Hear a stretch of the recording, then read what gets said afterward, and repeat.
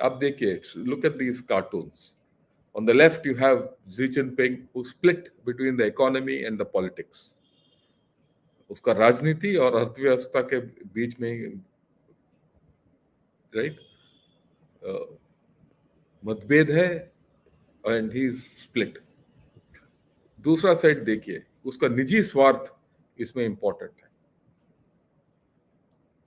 Xi Jinping का निजी स्वार्थ, चाइना में वो सबसे बड़ा लीडर बने, वो भी इसमें शामिल है. तो ये दो चीज है ना, बहुत इंपॉर्टेंट है चाइना का अर्थव्यवस्था को गाइड करने के लिए. क्योंकि मैं पहले भी बता चुका हूं, अभी भी बताऊंगा, आगे भी बताऊंगा, चाइना को परखने के लिए मूल सिद्धांत है उसको पॉलिटिक्स को पकड़ो, राजनीति. If you understand the politics of China, everything else falls in place, right. In a previous episode, 2-3 episode में मैंने बताया उनका डिप्लोमेसी, टेक्नोलॉजी और मिलिट्री के ऊपर जोर है. Xi wants to achieve greatness by concentrating on these three things: diplomacy, technology, and military. Whatever is in the bottom are problem areas. To offset these problem areas, he's leveraging diplomacy, technology, and military. But can he do it? Does he have the time to do it? That's the question. That's what I'll try to answer. If he doesn't have the time to do it, China is in a very fast decline. Okay. जब किसी की अर्थव्यवस्था को हम normally क्या बोलते हैं, इसका भाई जीडीपी इतना है, वो है, ये है, इसका आमदनी इतना है, इसका एक्सपोर्ट इतना है, इसका वगैरह वगैरह. नहीं, I am not going to do that. आज विस्तार में हम देखेंगे political economy of China, the structural economy of China, the demographic economy of China, the debt economy of China, climate economy of China and the military economy of China.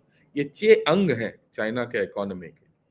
अगर हमें ये विस्तार में holistically, if you do not understand it, you are out. Second point, China is a nation which is debt obsessed, sorry, GDP obsessed. It is obsessed with GDP. GDP numbers is a big thing, but it has got a lot of debt growth. It has got a housing bubble, right? Its maximum railways, high-speed trains are running at loss. BRI doesn't give it return of income. So the dead GDP. Now that dead GDP is useless to China. Then there are fake numbers. There are reports which are coming in to say that the GDP is not 17 trillion. It could be around 13-14 trillion. So China is not as powerful as we think. But let me caution you, China is a huge GDP. It still has weight. $13 trillion GDP is huge.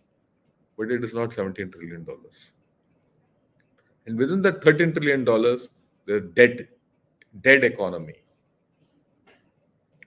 Okay, there is a marked urban and rural divide in China, which is now showing up.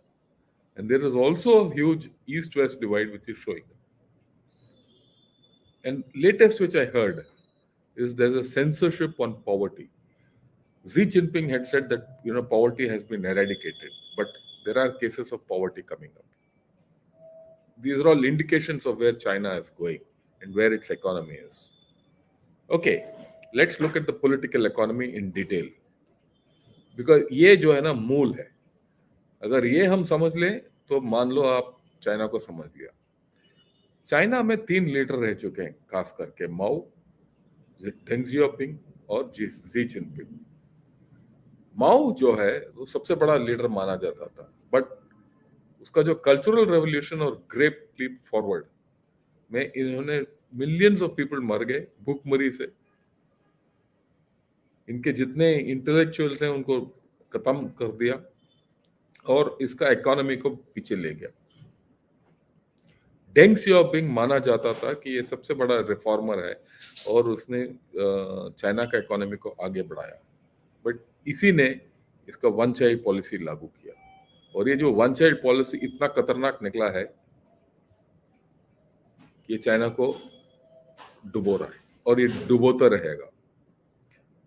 और Xi Jinping, ये तीनों leader ऐसे हैं जो China को आगे ले जाते हैं और बिल्कुल पीछे ले गए वापस आ जाते हैं। इनका जितना पॉलिटिकली आगे ले जाते हैं वो इकोनॉमिकली पीछे ले जाते हैं। शी जिनपिंग जो है ना, ये ग्रेट लीप बैकवर्ड ले रहा है और इसने अभी 2012 से लेकर अभी तक इसने 3 लीप बैकवर्ड लिया। पहले इसने जो पीछे किया, जब ये टेक ओवर किया था, इनका इकोनॉमी सही चल रहा था, पर what did he bring in? He brought in री thought, he conceptualized the BRA, which is now a loss making thing, and he went back to state control and he brought in Marxism. He stopped all reforms. So सबसे पहले इसने China का पूरा रुख मोड़ लिया between 2012 and 2017, इसका first term. Second term इसने शुरू किया 2017 के आसपास कॉमन प्रॉस्पेरिटी के साथ। फिर जब कोविड आया था, इसने जीरो कोविड लागू किया। फिर जब कोविड आया था और जीरो कोविड हो गया और वगैरह वगैरह, इसका बाकी एक्सपोर्ट वगैरह डूब गए, उस वक्त इसने ड्यूअल सर्कुलेशन शुरू किया। उसके बाद इसने अचानक एक दिन क्रैकडाउन शुरू किया टेक, बिग टेक जैसे अलीबाबा, मेट्यूआन, टेंसेंट, इनके ऊपर खत्म। इसका फाइनेंशियल टेक्नोलॉजी के ऊपर तो बहुत ही जोर कट किया। 1 minute, I'll just hold, I'll come back.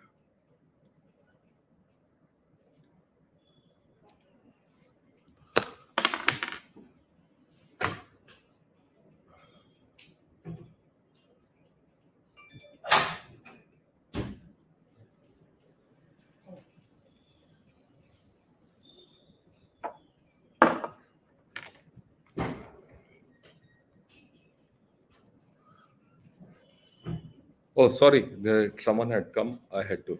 Right. So Xi Jinping, in the second term of his, and when COVID was on, inexplicably he cut off the big tech. Why? Because it was threatening state control. Alibaba, Jack Ma को तो out कर दिया। आजकल Jack Ma, who was supposed to be one of the richest people in the world, is teaching school teachers. Then he broke the real estate, banking, everything. Okay. फिर ये जो 20th party Congress में अक्टूबर में इसने जारी किया 2 establishes and 2 safeguards. What were these 2 establishes and 2 safeguards? It established Xi Jinping as the core of the party, and the core of the party had to be safeguarded by the state. So it became personalized. Right. This is all during the COVID period, zero COVID, which broke the economy. And then, as early as October last year, he switched to security and forgot about the economy. For the first time, the accent was on security and not on the economy in the last 20th Party Congress. Okay, then what? Now, after the 2 sessions, he's again switched. He's now gone to technology. Technology चाहता है, और उसने तकरीबन 2019 में एक बार बोला था कि China will double it's economy bye 2035। वो आजकल इसके बारे में जिक्र ही नहीं करता। क्यों नहीं कर रहा? क्योंकि हो नहीं सकता। और आजकल ये बोल रहा है ब्लैक स्वान इवेंट और ग्रे राइनो इवेंट्स। इसका मतलब खतरा है, बादल का मंडरा रहे हैं, खतरे के बादल, और इनको पता है कि इनका इकोनॉमी नहीं हो सकता। राइट? और he wants to establish a Sino-centric world order for China, और ये चाहता है कि चाइना के लिए हम सब अपना दरवाजा खोल के रखें, पर चाइना सबके लिए दरवाजा बंद करके रखेगा। ये जो पॉलिटिकल इकोनॉमी में अगर आप देखेंगे तो 3 हिस्सों में है great leap backwards, 3 back leap लिया। अभी ये ट्राई कर रहा है कि वो प्राइवेट इकोनॉमी को दोबारा रिवाइव करे, ये चौथा है। तो कोई भी देश, कोई भी सिस्टम इतने मोड नहीं ले सकता एक ही लीडर से, क्योंकि लोग कंफ्यूज हो जाएंगे। आपने पूरा प्राइवेट सेक्टर को तोड़ दिया, which was the most vibrant sector, अभी कैसे खड़े कर सकते हो? Right. Okay. एक और चीज है, in China, there is always this, which is very important. There is always this fear in China that China will break up like USSR. Right from Deng Xiaoping, Hu Jintao, Jiang Zemin, and now Xi Jinping, they're all worried कि कहीं ना कहीं ये China जो है USSR की तरफ टूट ना जाए. वो कहते हैं कि we will not commit the same mistakes which USSR committed. But what are the mistakes which USSR has committed? That needs to be analyzed, right? And that is what I have done in this. Have a look at it. In the USSR, the communist opacity hid the hollowness in the system. Today, in the China model, that hollowness is developing. Corruption was rampant in USSR, so it is in China, because Xi himself has undertaken anti-corruption campaigns, and at this point of time, the banking sector is undergoing an anti-corruption campaign. And a lot of people are being caught with a lot of money. And one of the main reasons for the digital yuan, which he is implementing, is to root out corruption and root out stashed notes. एक ली है let's real talk, वो China का lady है, वो उसका एक channel है, वो बताती है एक इसमें. Okay, then in the USSR there was loss of faith in the communist ideology. People had lost faith in communism. In China at present, there are protests which are increasing by the day. Slowly, there might come a time when they lose faith in the communist model. They had dismal standards of living. Today, China standards of living are going down. There was elite infighting in USSR. In China, you see rigid control, one-man control. And one-man control for a long time with no opposition is also dangerous. The rigid USSR system could not reform. They just could not reform. Gorbachev ka glasnost perestroika could not happen. Xi Jinping has put China through many reforms. The problem with Xi Jinping, जो पहले cartoon में दिखाया, वो ना इधर है ना उधर है, बीच में गिरने का चक्कर में. Gorbachev wanted reform, but could not resist the Stalinist model back to Leninist principles. Right? Xi Jinping जो है बिल्कुल वही प्रॉब्लम है इसको. ये चाहता है माओ की तरह करे, पर डेंग जियाओपिंग का फायदा उठाए, और ये भी दोनों के बीच में गिरेगा. And personalized politics have stunted institutions. अभी भी ये हो रहा है, वहां भी ये प्रॉब्लम था. अभी Xi Jinping ने सारे इंस्टीट्यूशन को बंद कर दिया. Supply simply did not match demand. ये देखने वाली बात है, होगा कि नहीं. Inefficient government state-owned factories could not produce what the people wanted, and what people needed was not produced. क्या चाइना इस दिशा में जा रहा है? ये दो प्रश्न चिन्ह है. इसका सवाल आगे मिलेगा. जिस दिन ये सब फिल हो जाएंगे, आप देखिए चाइना डूबने के लिए तैयार हो जाएगा. Soviet union could not service its debt. उधार इतना हो गया कि वो सर्विस नहीं कर सकता था. China is in a continuous डेब्ट बबल. वो अभी तक वो इसीलिए वो they are surviving because it is the state which gives the debt and it is the state which takes the debt. दोनों, मतलब एक हाथ से लो और दूसरे हाथ से दे दो. It was an over militarized economy. अभी भी ओवर मिलिटराइज्ड इकोनॉमी है. अगर आप पूरा देखोगे, यूएसएसआर मॉडल में जितना कमियां हैं वो आजकल तकरीबन चाइना में कमी है.